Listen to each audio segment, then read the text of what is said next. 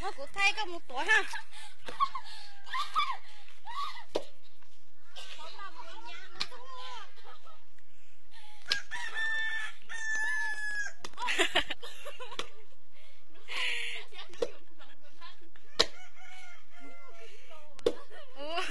Lấy tượng tông nè, lấy tông nè.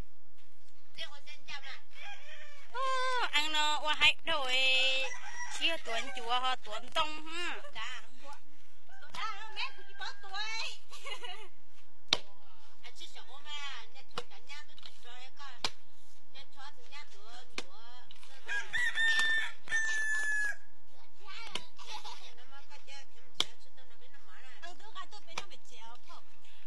Mẹ nhà thôn chỉ mua tôi nhà ăn ta.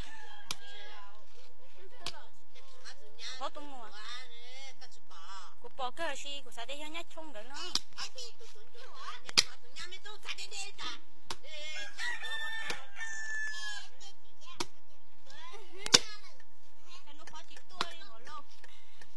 Bây giờ chỉ hay có nó phá tốt tuổi, nó phá thì quen rồi đó.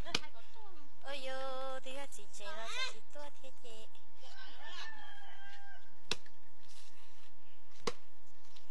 Anh sẽ sao bà thoát lọ.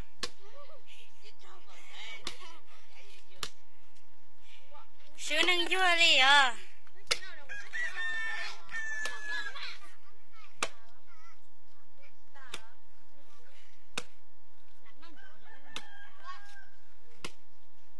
Hay là hay đi dân chùa.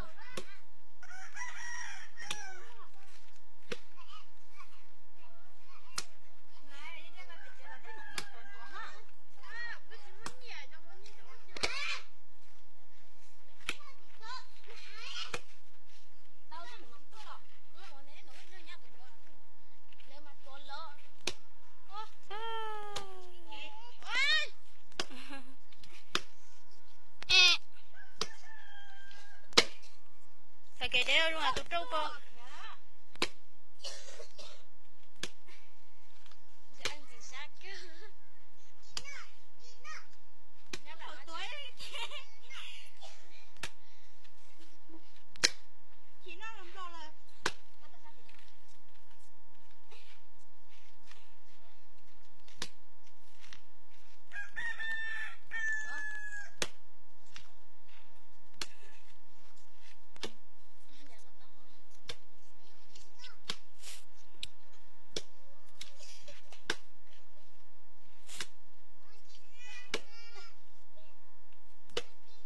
Sợ mẹ ơi, sợ chả kể chả mẹ vào trâu.